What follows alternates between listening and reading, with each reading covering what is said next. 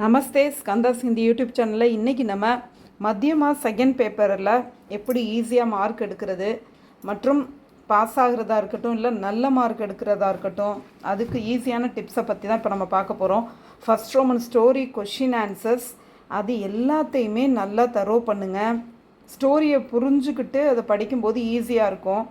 Story essay, அதாவது எனக்கு எஸ்ஏயே படிக்க வராது, எஸ்ஏயே அதனால் நான் படிக்க மாட்டேன்னு இருக்கக்கூடாது. எஸ்ஏ எப்படியும் ஒரு 1 பேஜாவது எழுதி வச்சிங்கன்னா தான் மார்க் போடுறதுக்கு அந்த பேப்பரில் சோர்ஸ் இருக்கும். அதனால் கட்டாயமாக எஸ்ஏ எழுதுங்க. இது வரைக்கும் படிக்காட்டியும் ஏதாச்சும் ஒரு 3 பேராகிராஃப்ஸை படித்து அட்டன் பண்ணி வைங்க. உங்களுக்கு தெரிஞ்ச லெவல்லையாவது அட்டன் பண்ணி வைங்க.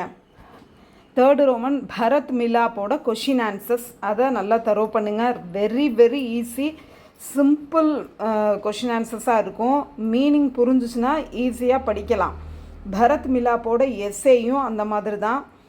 அதில் தனுஷ் எங்க அதை நல்லா படிச்சுக்கோங்க. லிங்க், ஜெண்டர், வச்சன், சிங்குலர், ப்ளூரல்.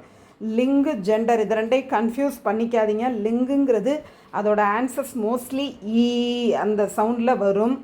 பச்சன் ஏ, யாங், ஏங்கு அல்லது அந்த வேர்டே அதுக்கு ஆன்சர். இந்த மாதிரிலாம் வச்சன் வரும்.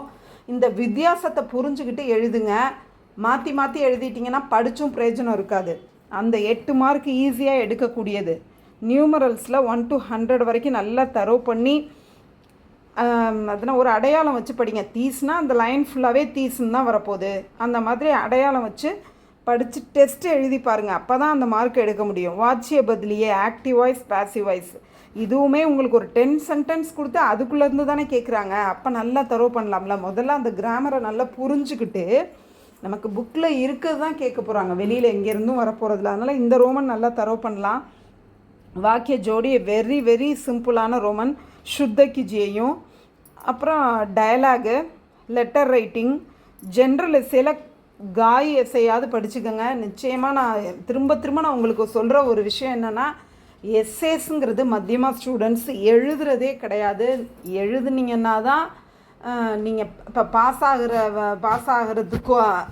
ஆகிறதுக்காக இருக்கட்டும் இல்லை நிறைய மார்க் எடுக்கிறதுக்காக இருக்கட்டும், அது எல்லாத்துக்குமே அதுதான் உதவி செய்யும். அதனால் எஸ்ஏ நிச்சயமாக நீங்கள் படித்து எழுதணும். டிரான்ஸ்லேஷனில் ஹிந்தி டு இங்கிலீஷ் மட்டுமாவது படித்து ப்ராக்டிஸ் பண்ணி எழுதுங்க. இந்த மாதிரி படிக்கும்போது நல்ல மார்க்கும் எடுக்க முடியும், நிச்சயமாக பாஸும் ஆக முடியும். தன்யவாத்.